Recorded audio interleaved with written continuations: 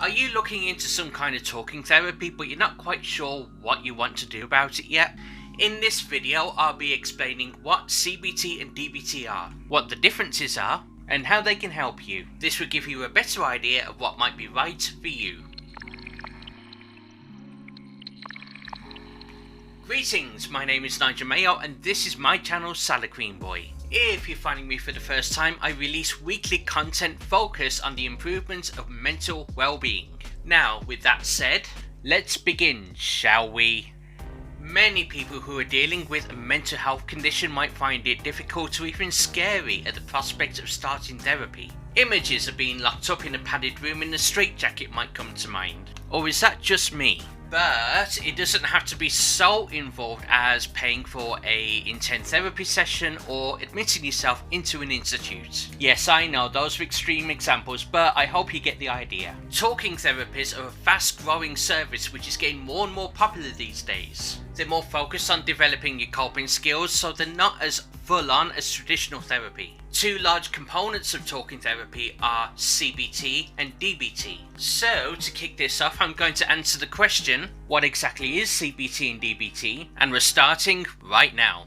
CBT, or Cognitive Behavioral Therapy, are made up of two things. Cognitive therapy, which is what you think, and behavioral therapy, which is what you do. CBT focuses on your goals in the present day and the things that are affecting you right now. So the theory behind CBT is the way we think about certain things can influence the way we feel and even behave. CBT helps by giving you coping skills for dealing with difficult situations. For example, you might make a simple mistake by burning dinner. This might make you think bad things, and it might even make you feel worthless and inadequate, which might make you do things like withdrawing, snapping at your family, or even trying to avoid things that might go wrong. Another example might be is that your friends might have invited you out, and you start thinking negative things.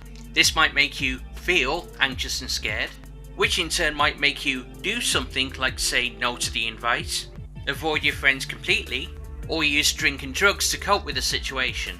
Over a period of time, these thoughts form a pattern of behaviour which you might not be able to escape. So you start avoiding situations more and more and start blaming yourself for everything that goes wrong.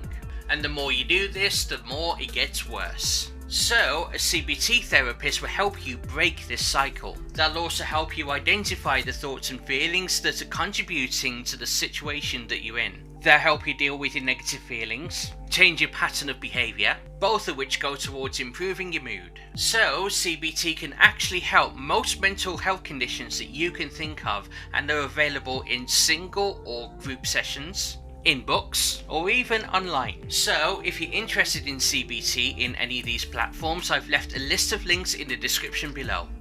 DBT is similar to CBT, but it's more involved in the emotions as opposed to the thought processes of CBT. So this therapy has been especially effective with people with borderline personality disorder or BPD. DBT has 4 parts.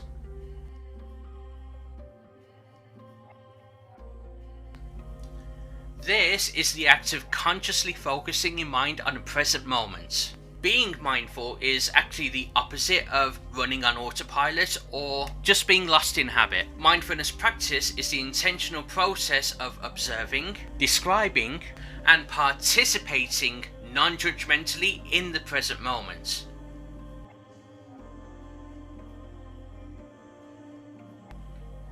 This involves understanding your emotions, what they are and what they do. It helps reduce your vulnerability when you're making emotional decisions when you're in a negative state, and it decreases emotional suffering by using mindfulness techniques and enacting opposite actions.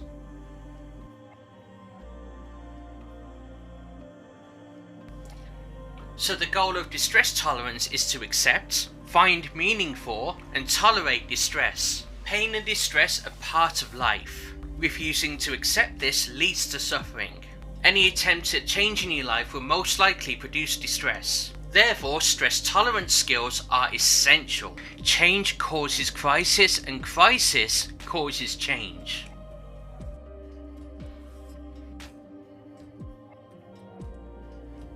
So this part shows you how to get what you want while maintaining your relationship and your self-respect. How to know when to ask and when to say no.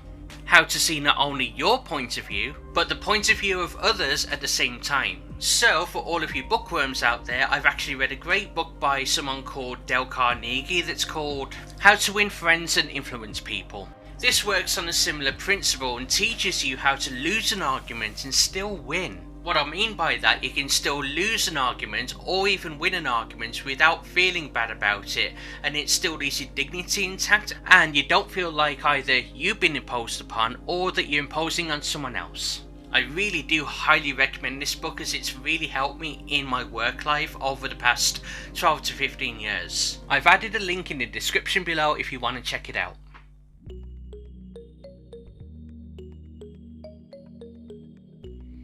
So to summarise, CBT helps you to recognise the thoughts that might be troublesome and helps you with techniques to reduce those thoughts. So basically, CBT is a preventative measure which helps you be proactive by stopping those negative and unwanted thoughts, and it helps you take steps to prevent feeling negative in any given situation.